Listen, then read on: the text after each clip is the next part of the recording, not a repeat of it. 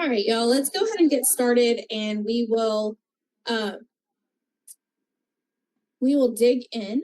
I am Allison Boyd, the president of Boyd Grants, and I'm so excited that you guys are joining us for our first ever LinkedIn webinar. So we are going to talk about unlocking grant success from winning proposals to effective grants management. And then we're going to learn just a little bit more about Boyd Grants Academy and all of the things that go along with it. So thank you so much for joining us today, and we will get started. Before we really jump in, I just want to let you know that we're going to have a Q&A session at the end of the presentation. But if you do have questions during the webinar, please feel free to use the Q&A feature at the bottom of your screen to post any questions you may have. Melissa will be monitoring these and will send them to me to answer during the Q&A portion. Okay, now that the housekeeping is out of the way, we are going to go ahead and dive into a key aspect of unlocking grant success from winning proposals to effective grants management. Whether you're new to grant writing or looking to refine your skills, today's session will give you a strong foundation. We will explore different types of grants, discuss why strategic grant writing is essential, and walk through what makes a grant proposal stand out. So let's begin. Okay, there are three primary types of grants you'll come across. They are the federal, state, and private grants. A federal grant comes from government agencies like the Department of Education or the National Institutes of Health. These grants tend to have detailed requirements and are highly competitive, but they often provide substantial funding. State grants are offered by state-level agencies and departments. These grants address more localized needs.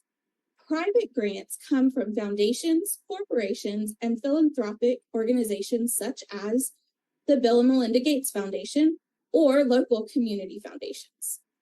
These grants can be more flexible, but they also may require a strong alignment with the funder's specific mission. Each type of grant has its own process and focus, so knowing where to apply is just as important as how you apply. We're going to go ahead and jump in to a little bit more. Grant writing and grants management aren't just about filling out forms or chasing money. It's about being strategic. Successful organizations carefully align their grant applications with both their mission and the funder's priorities. This alignment increases the chances of winning and ensures that the project stays sustainable in the long run. Effective grant writing involves deep research, and that's understanding your funder's priorities, tailoring your proposal to show how your project fits these priorities, and clearly outlining outcomes and impact. But it doesn't stop there. Once you secure a grant, you're going to manage it effectively by tracking outcomes, meeting reporting requirements, and maintaining communication with the funder. This is crucial for long-term success. Now, let's go ahead and break down what makes a winning grant proposal. Every proposal should include these few elements. You're going to have your executive summary, and this is the hook. This is what gives the overview of your whole project and why it matters. Next, you're going to have a needs statement. In this section, you are going to clearly articulate the problem or opportunity your project will address. You're going to use data and real-world examples to back it up. The next piece is the goals and objectives. So what do you aim to achieve? These are going to be specific and measurable. Next is your methodology. How will you implement your project? You're going to want to outline your approach, activities, timeline, and who will be involved. Your budget must be aligned with your goals, and you need to be transparent and realistic, including both direct and indirect costs. Your evaluation plan in this section, funders are going to want to know how you will evaluate your measure of success. You're going to specify how you'll track outcomes and assess the effectiveness of your project. Remember, the most compelling proposal tells a story. They connect to the funder and to the impact of your work and demonstrate that their investment will yield meaningful, measurable results. So, what are the key components of a successful proposal? We're going to cover these main three, which is tips for creating compelling narratives, common mistakes, and effective grant administration. So let's dig in. First, let's talk about creating a compelling narrative. A good grant proposal is more than just facts and figures. It's a story. We kind of talked about a few slides ago. Your proposal should tell the funder not just what you want and need, but why it matters. So you're doing that by aligning your narrative with the funder's priorities. Most funders have a specific goal or a mission, and it's important that your proposal shows how your project is going to support those. For example, if a funder is focused on education reform, you're going to make sure your proposal highlights how your project will impact students or learning outcomes. Using a mix of data and personal stories will not only provide the evidence, but it'll also show the human impact. For example, if you're applying for a grant to fund a local literacy program, don't just talk about the number of books you plan to distribute. You want to talk about how access to those books changed lives, and maybe sharing a personal story about a child who improved their reading skills as a result of similar programs. You're tying in that story to the data. Ultimately, your narrative should be focused on outcomes and impact and what will change because of grant funding. So what will the world look like when the project is successful?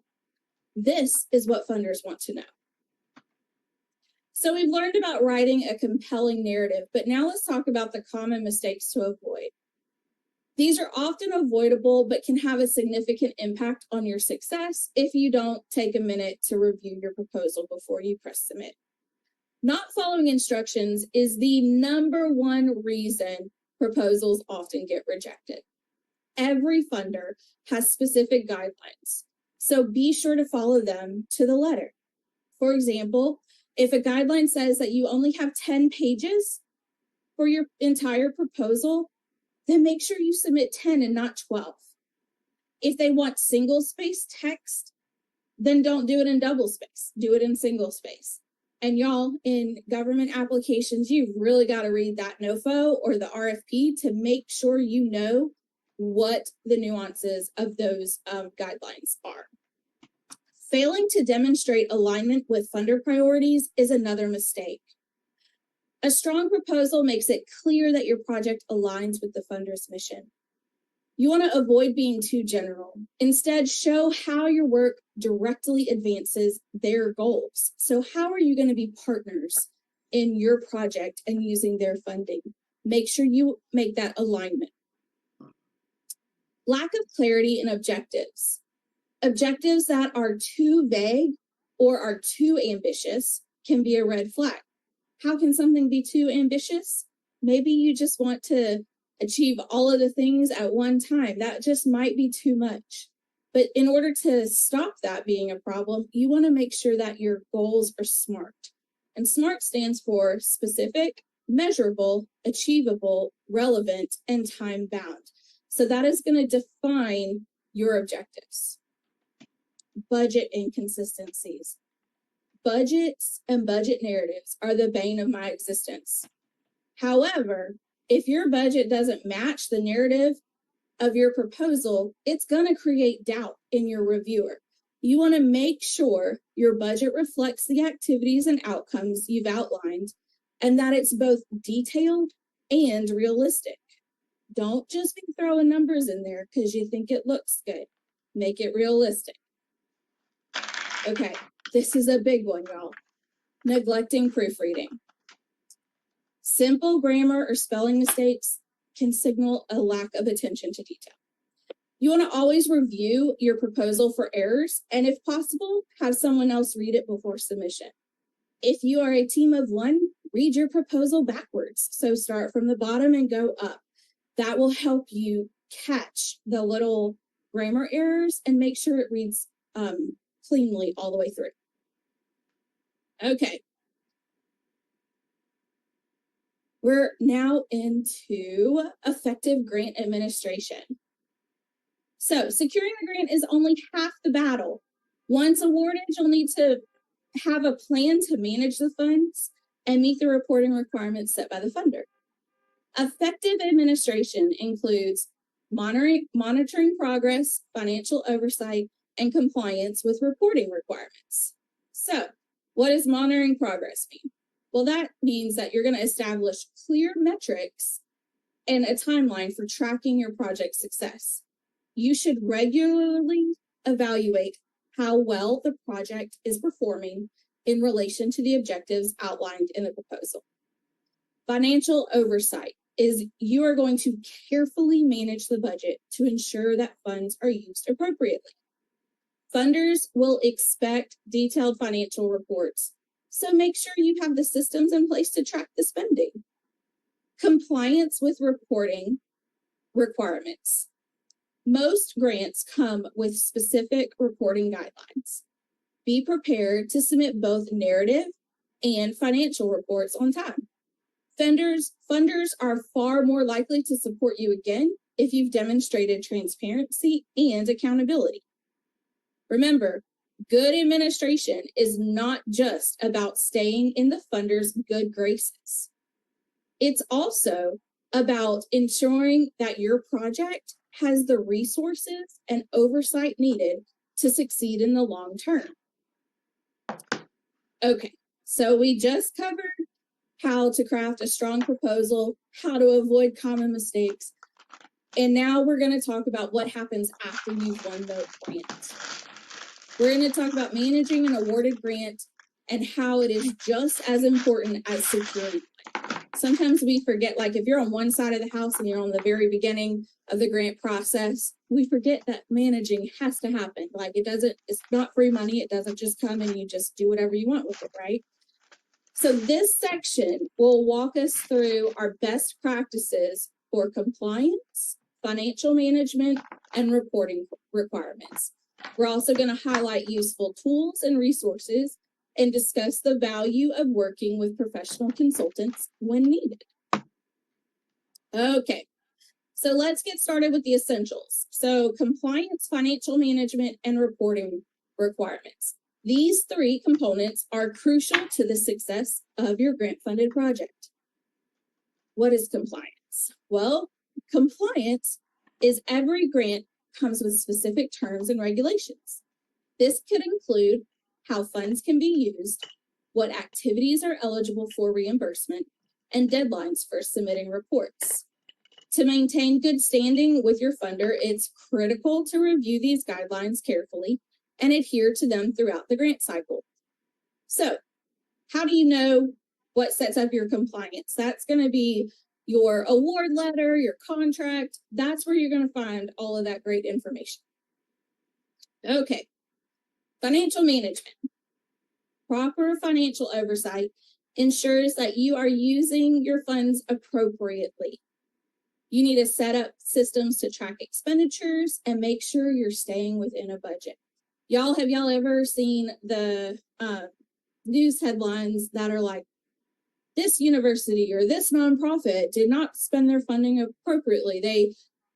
They bought a cruise instead of doing whatever the grant is. That is why you want to do financial management. You want to make sure that your oversight of how you spend your funding is appropriate so you don't end up on the news. Funders are going to ask for regular financial reports, and being able to provide clear, accurate data is going to help establish your credibility. You're going to make sure that every dollar spent is in alignment with your project's objectives and the funder's expectations. Reporting requirements. I love reports. They're fun. Many funders require both narrative reports, and that's going to be the explaining the progress of your project, and then also your financial reports. So you get to tell your story and you get to back it up by the dollars. These reports often come with specific deadlines, and missing them could jeopardize future funding opportunities. It's best to create a reporting calendar so you're always prepared. Keep detailed documentation of all activities and expenditures to make your reporting easier, because your reports are going to come in cycles, y'all. You're not going to report at the end of every month. It might be quarterly, it might be yearly. So if you've set up the work and you're setting up how you're going to get the data for whenever you need to turn in your report, you're not scrambling at the very end and like a week before it's due, having to create all of this backward. So get it done up front and make sure you have systems in place. By ensuring your compliance, financial transparency, and timely reporting, you're not only strengthening your relationship with the funder, but you're also increasing the likelihood of receiving future grants. Okay, so we kind of talked about like setting up processes early. And we're going to talk about tools and resources for efficient grant management or grant administration. There's grants, all kinds of grants management software out there. There's platforms like Flux, Foundant, Blackbaud. I could go on and on and on. But those are some that are specifically designed to help you track your progress and manage your budgets and automate your reporting. You can also just use simple budget tracking tools like a customized spreadsheet, and that can help monitor your spending and stay on top of your budget. Not everyone has the funds to get these grant management software. So Excel works too, y'all. Calendar and deadline tracking. This is so important. We at Boyd Grants, we use Asana to deadline track everything, internally, externally, and it's so good. It keeps us all on track. And you can use similar things to help calendar out what your deadlines are for reports and renewal applications and project milestones. Okay. Finally, let's talk about the value of working with a professional consultant. Sometimes you're not able to do all of the things, right? But if you hire an external consultant, you can have them help support and bring expertise to both pre and post award process. Sometimes we get hired just to fill in the gaps, so someone left or on maternity leave or something like that, and then they hire a consultant to fill in those gaps. A consultant can assist you with strategic guidance on how to manage grant deliverables and outcomes. They can also help provide financial oversight by helping you maintain proper accounting and reporting practices. They can also navigate complex requirements for large federal or multi-year grants. Maybe you wrote your first one, you were awarded, and oh my goodness, now you've got to implement it and you don't know what you need to do. An external consultant can help you do that. Granted, there is an additional cost to having a consultant, but the return on investment can be significant. As an organization, you just have to decide what that value is. So let's talk about when to consider hiring a grant consultant. So consultants can bring significant expertise and support to your team, especially when managing complex grants or when internal capacity is limited. We're going to talk about how to select the right consultant, maximizing the benefits of consultant collaboration, bridging the gap, and then sometimes you fill in that gap with webinar courses as opposed to a consultant. So we're going to go over each of those. The first question you might ask is, how do I select the right consultant from an organization? This is a big decision, and it's going to impact the success of your grant strategy. So you're going to look for expertise. You're going to look for consultants with experience in your specific field. You're going to look for consultants with experience in whatever grant that you're trying to write or manage. Basically, you're going to make sure that they have a proven track record in those areas. You're going to look at experience and success rate.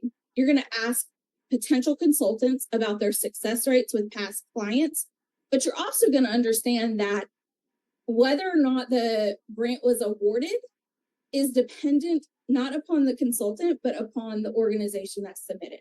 So if the organization had their stuff in order and it was a great proposal and they provided what they needed to the consultant, the likelihood of the proposal getting funded is higher.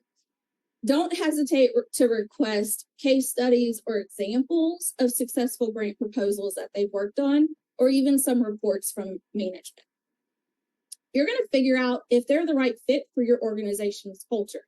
There's a lot of consultants out there. So you're going to figure out if they're the right fit. Interview them, ask them the hard questions. If they can't answer them, or they don't answer them the way that you enjoy and like, they might not be the best fit for you long term. In our world, we like to build friendships and relationships based off for our clients, and we like to make sure that we are a team. If you don't get that gut feeling that you're a team, that consultant might not be right for you. So feel free to reach out, find different others that are willing to interview with you. Okay, so once you've hired the consultant, how can you maximize the benefits of your collaboration? Being clear communication is key. At the beginning of your relationship, you want to establish clear communication protocols. So how often are you going to meet? What reports or updates will you expect? It's important to have a structured communication plan to keep everyone on the same page. You're also going to want to set measurable goals. What do you expect them to give to you? How many grants a year are you expecting? How many reports are they going to do? Make sure it is clear and defined. You're going to maintain that transparency and accountability. And that's making sure that you and the consultant are aligned on timelines, budgets, and deliverables. This all ties directly back to your clear communication. And you're going to involve your team. Your whole team can be involved in working with a consultant. A great way to maximize the relationship is to view it as an opportunity for building your internal capacity. Okay, so we've discussed working with a consultant and how that can enhance your organization's grant strategy. But there's an additional step that might help you guys build internal capacity and expertise, so you're not always reliant on outside help. That's where Boyd Grants Academy comes in. We offer in-depth training on everything from finding the right grants to managing post-award activities, and even how to effectively collaborate with other consultants. These courses are designed to give you the tools and knowledge you need to strengthen your grant writing and management capabilities in-house. We offer hands-on guidance and step-by-step strategies and practical tools that will help bridge that gap between where you are now and where you want to be. So whether it's you're looking to refine your proposal writing skills or improve your grant administration skills, our courses have a little bit of everything. In your free time, I encourage you to explore these opportunities and take your next steps in strengthening your grant processes and capabilities. So why should you choose Boyd Grants Academy? We've designed our courses to help you dig deeper into topics that we've covered today. I know it was kind of a fast and furious overview, but if you want more, there's plenty of courses that are led by experts and have in-depth content to build your experience and your knowledge. We also offer flexible learning, so it's study at your own pace with online courses designed to fit your schedule. When you enroll in Boyd Grants Academy, you're not just learning theory, you're gaining access to real-world insights and strategies and examples from professionals who have won millions of dollars in grant funding. So all of these things will help you dig deeper and to figure out the strategy and better impact for your grant writing. We are going to open it up for questions, and as soon as this ends, I know we're super short on time, we will do the drawing for the 6-month membership to Boyd Grants Academy, so stay with us just a few minutes longer to see if you are the lucky winner. Melissa's going to tell me if we have any questions. There weren't any in the chat, but if anybody has any, feel free to unmute your mic and ask Allison your questions. Hi, I'm Paulette. Hi. Hi. So I'm new to grant writing. I have had some experience in managing post award. I just recently took a course and I was a little unsure what evaluation is. Um, is that process stating how the grant objectives will be met? So when you're in the pre-award stage and you're writing the evaluation section in a grant, that is essentially writing out your goals and objectives, what you're going to do to meet those goals and objectives. Are you going to use a formative or a summative evaluation plan, or are you going to use both? So how are you going to achieve your goals?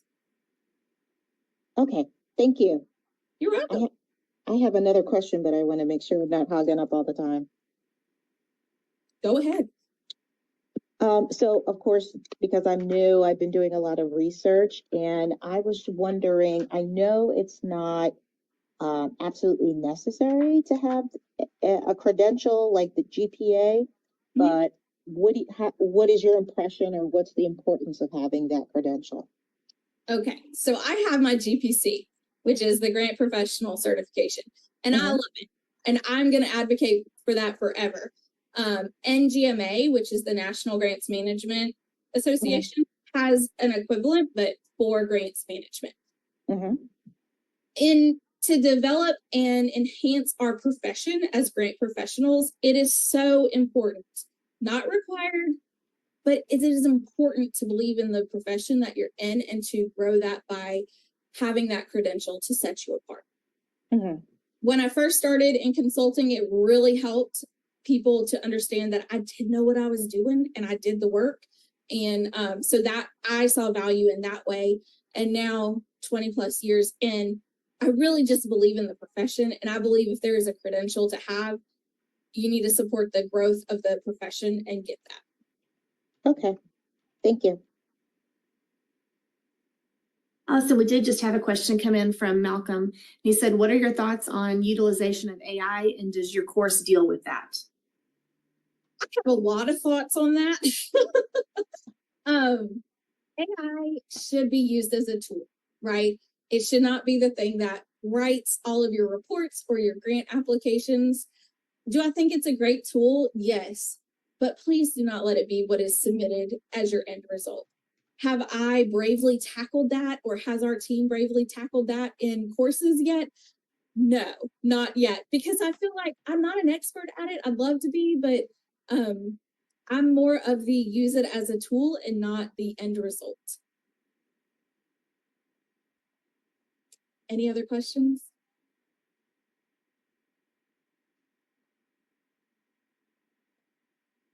Okay, well then I will let Melissa take over and we'll do the drawing and all of that stuff. Okay, well, first, just for being here, we just want to thank you so much for showing up and sticking with us on this.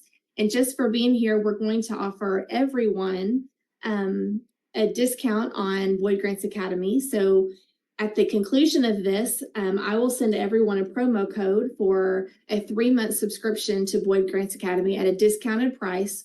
Or if you're not quite ready to jump in to a subscription and you just want to try us out, then I'll send you a promo code for a 25% off on one course. So you can scroll through the catalog and see which course fits your needs, and then put in that promo code, and you can get a 25% off on that course and just try us out and then see if you like it, and then decide you want to go in for the subscription. Then you've also got that promo code that you can use as well for that.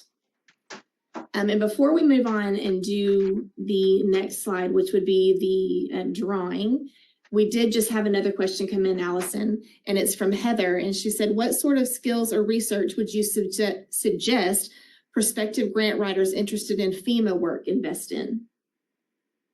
Oh, goodness gracious. FEMA is its own beast. Honestly, I would say if if you can, pull previously written and awarded FEMA applications and review them. If you can sit on a reviewer panel, attend all FEMA webinars that are tied to their grants writing process, and that will be helpful. Or find someone who that's all that they do. They specialize in FEMA, and ask if you can shadow them. Perfect.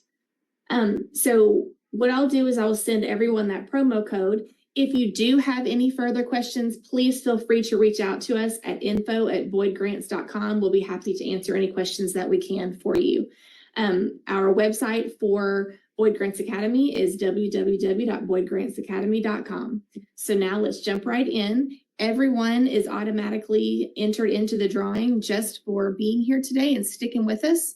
So let's get started on that. I'm going to share my screen.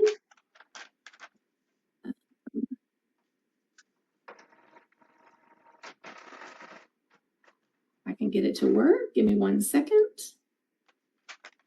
All right, can everybody see the screen? All right, here we go.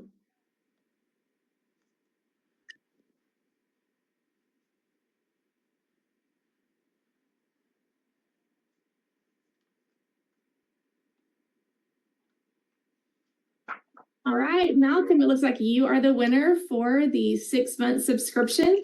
So if you will do me a favor and drop me a chat in the chat, your email address, I will send you that promo code for your 6-month subscription, and you are good to go. So congratulations, very excited for you. Any other questions before we log off? Oh, one last. Paulette did ask in the Zoom chat if a copy of this would be distributed after the webinar, and the answer to that was yes. We will let everyone have a copy of the slides of this. Thank y'all so much for joining us. Bye.